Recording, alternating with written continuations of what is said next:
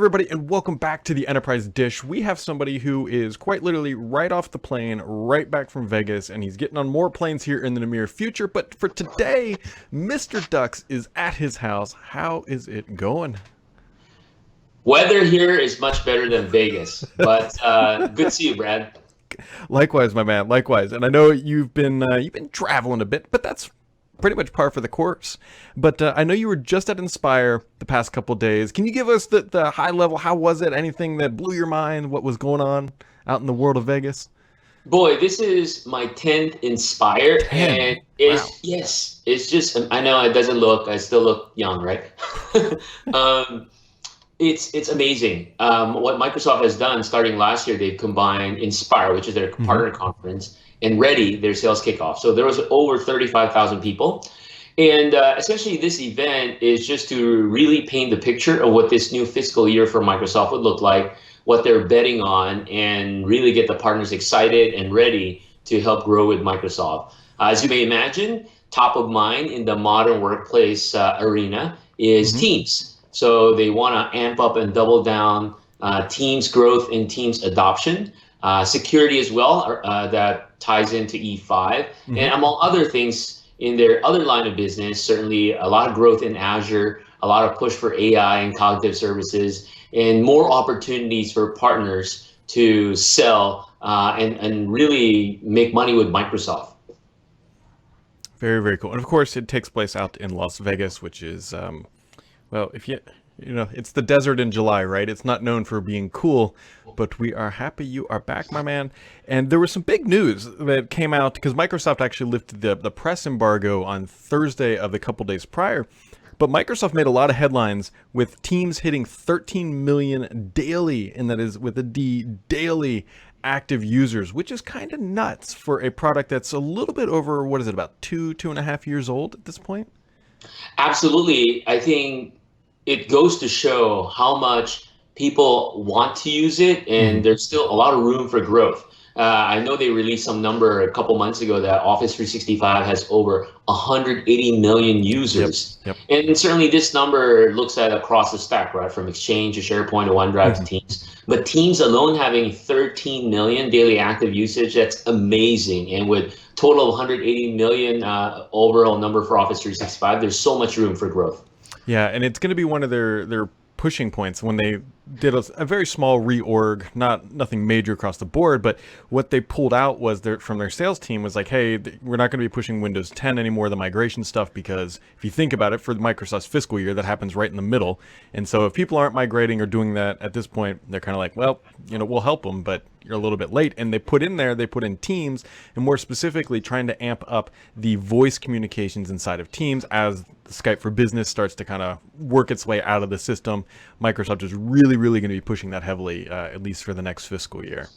I mean, three things around that, right? When I can't underscore what you just said, what does that pushing it heavily mean? Like three key things on my takeaway. Number Hmm. one, you talk about reorg. They're actually reorg their sales team on the field where they have a team's technical specialist. That's unheard of. Hmm. There's, in the past, as you may recall, there are technical specialists for like SharePoint, Yep. Exchange, and then they stopped that. They said, okay, everybody just Office 365 or Modern Workplace.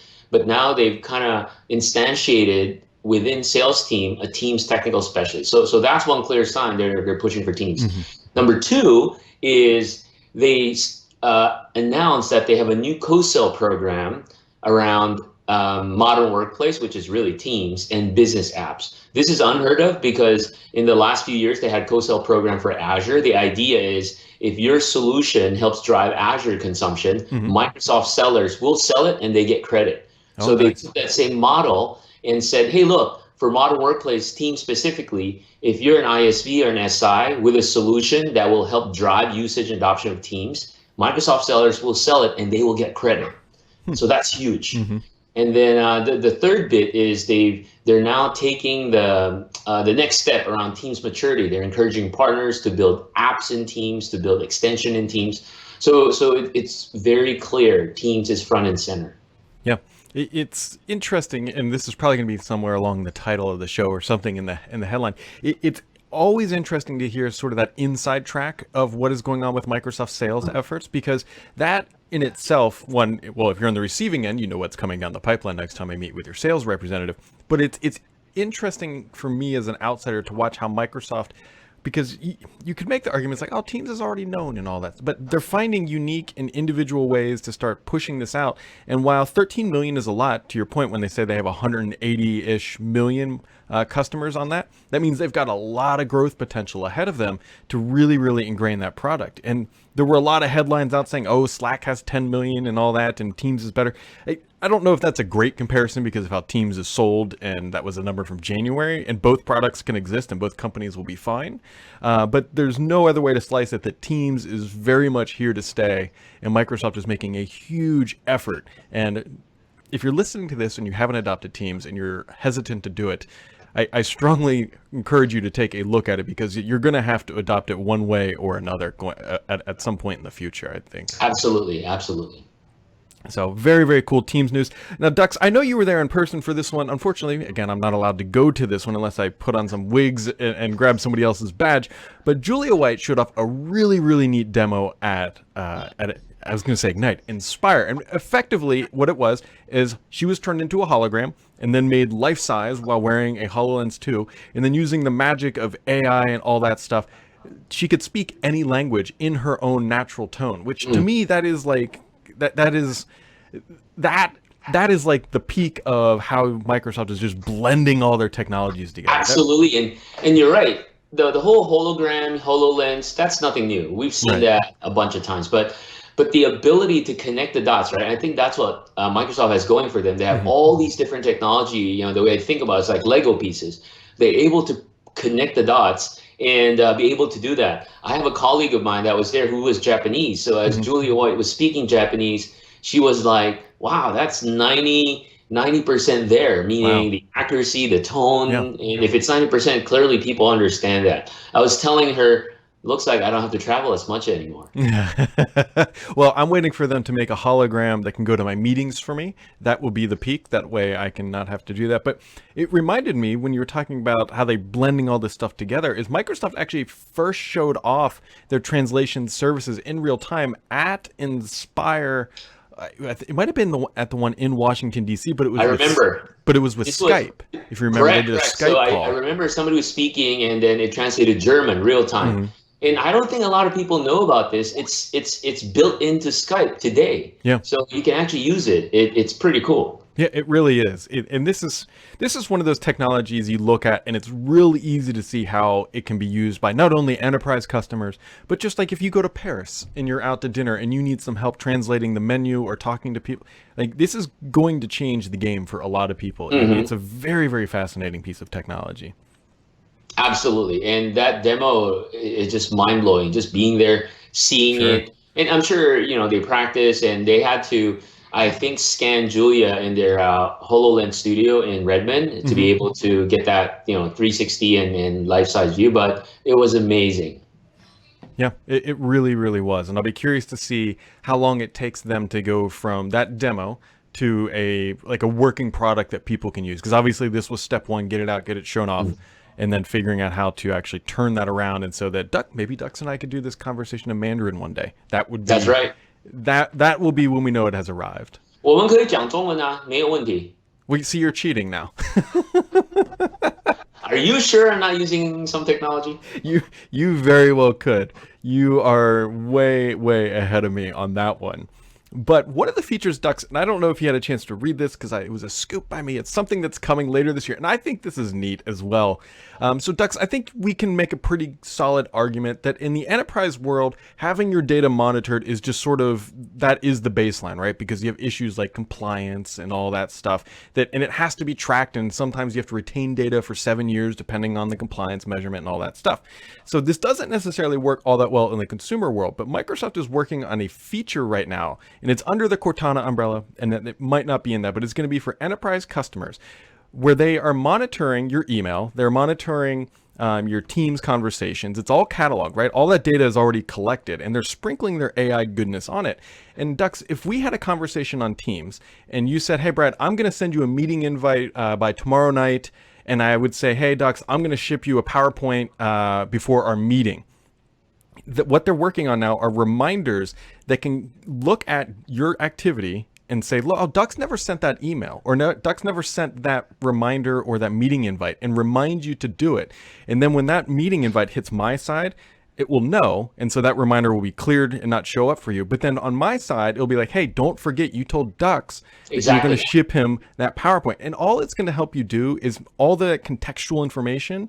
It's going to bubble it up for you in active, real-world scenarios. And the people who have used it so far have been incredibly impressed about how nuanced it can get about the promises you make and helping you keep them.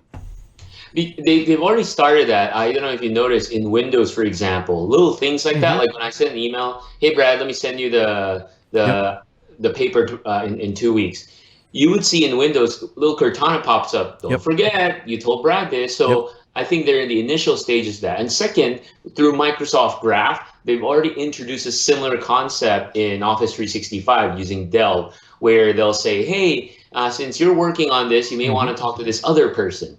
So again, bringing all these together and making more streamlined and contextual. Personally, I think it's great. Personally, I would love this feature and capability, but I can see though there are situations and organizations that may not want this. So for example, I know European laws are very strict, and the thought of something or they'll think Microsoft has access to all this, and now getting context and meaning out of it can be there may be issues around privacy. So absolutely. And that's why I think right now the feature you're talking about, they have a feature called Cortana's heads up emails, which is a consumer thing. And I don't know how widely it's rolled out or whatever, but that was sort of the baseline pilot for it. And then they said, "Hey, where else can we get data?" And it's like, "Oh, the enterprise, we have all the data already." Now on the consumer side, obviously that's much more difficult because there are a lot of privacy laws, and there are on the corporate side too. But look for something like this to come, I believe at Ignite, they're going to start talking about it, and it might ship in beta later this year. And for anybody who is truly concerned, I very much believe you'll be able to turn it off and on. Microsoft is very good about giving that type of control. So it'll be a neat little thing. It's just kind of that blending the stuff. Like they have all the bits and then they bring it together. It's neat. I like that stuff. Yeah, and that's something other providers don't have, right? Well, certainly I've used Slack. I like Slack, for example. But then what Microsoft can bring to bear for teams, between the basic collaboration capabilities, AI, information protection, those took them a lot of investments, a lot of time to build up, and now connecting all these pieces. And I even haven't talked about Power Platform, so it's going to be, interesting to see what happens next 12 months. Yeah, and that's one of those features, to your point. Like it's real easy these days. Almost anybody can, not anybody, but it's easy to build a word processor, right? It's easy to build a presentation tool. It's very hard to get additional value out of that contextual type information unless you own the entire stack and the data streams and that Office graph, which I believe when Satya took over as CEO said was Microsoft's most valuable asset was the actual Office API. That's right. So interesting times. Now, Ducks, I don't want to put you up on a pedestal too high, but you guys had some really good news coming out of Inspire. Notably, the first one is that you guys won a little pitch off. Is that correct? That's right. Yeah, absolutely. So about a month ago, there was a call for partners who's going to Inspire, essentially to showcase any solution you had that provides humanitarian impact, societal impact, that maximizes Microsoft Cloud and AI. We have a solution like that called AppPoint Citizen Services, where local government agencies can use it, that plugs into their Azure and Dynamics 365 investment and uses a case management platform for their city, county, town. In fact, the city of Richmond, Virginia is using it. And plus, based on the data we capture, talking about contextual, we've already leveraged Microsoft AI so it can predict, hey, 3 months from now, the light bulbs on that corner of the street will go bad, go and fix it. So become more proactive. So I submitted this, and I'm sure there's a lot of other partners submitted their entries, and it came down to 4 finalists. I got the notification last week, and they said, be ready to pitch for 5 minutes in front of U.S. executives, and it's very Shark Tank style, and it was fun. It was fun, and very grateful to be chosen as the winner for this year. That is the most muted, humble brag I think we will ever have, because that's a big deal, right? There's a lot of people that pitch and go to this stuff. There's a lot of people who wanted to get to, and you're just like, yeah, we want it. I just walked up there and did it. But for me, the cool part, it's the first time they did it. I'm sure they're going to do it again. Mhm. And the cool part is the prize. The prize is essentially in the U.S. We'll work with the U.S. partner, one commercial partner team, and they'll help us put together go to market as if it was their own product, Oh, and wow. help push it out and promote it out. So to me, that's the most exciting part. Yeah, I mean that's a new line of business, right? That's a heck of a thing to go to Vegas and come back with basically a battle plan to launch a new product line. I mean that's honestly just incredible that that's how they're doing it. I'm gonna figure out how to get there next year. I, I'm gonna need an Av point. That's Badly. right. Get a side hustle, and I'll Yeah. have you'll be like a booth buddy. Yeah, yeah, can you imagine Frank Shaw walking around and just seeing Brad just going, hey, hey. My new job. My new job. Yeah, yeah, Frank, I do. Yeah, Ducks and I are good. That's cool. It's cool. Awesome, man. So, what else is going on in the world of Ducks? I know you're traveling next week. You were in Vegas this week. What else is happening on your side of the coin? Oh man, another exciting thing just coming off Vegas, I still have this high, is we've announced a major partnership with Yeah. Ingram Micro to be their exclusive partner for their Modern Workplace Accelerate program. So for those not familiar, Ingram Micro is among the largest distributor for a lot of managed service provider partners for Microsoft. And essentially they're a marketplace where through that marketplace they can transact and purchase AvePoint products. And this is a global deployment. And this is exciting. Certainly it's a great partnership. And then we're looking forward to grow the business together.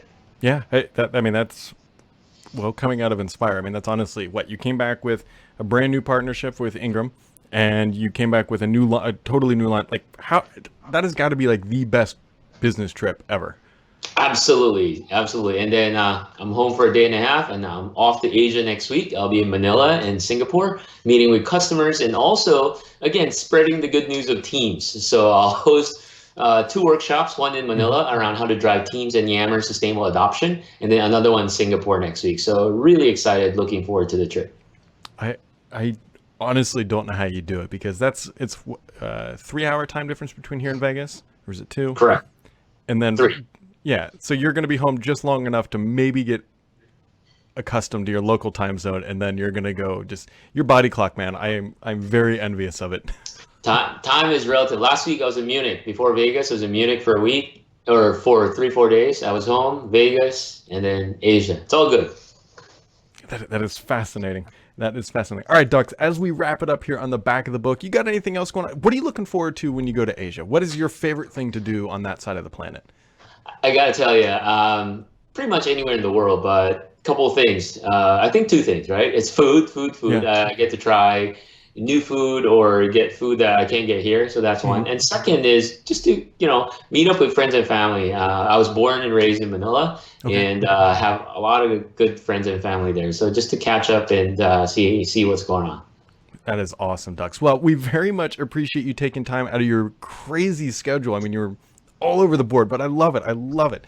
And we look forward to seeing your adventures, what's coming next, what's heads up for AvePoint. To everybody else, we'll drop links down below to some of that news and to Ducks' stuff and to AvePoint, of course. And to everyone else, don't forget to hit that subscribe button, and we'll catch all of you right back here next time.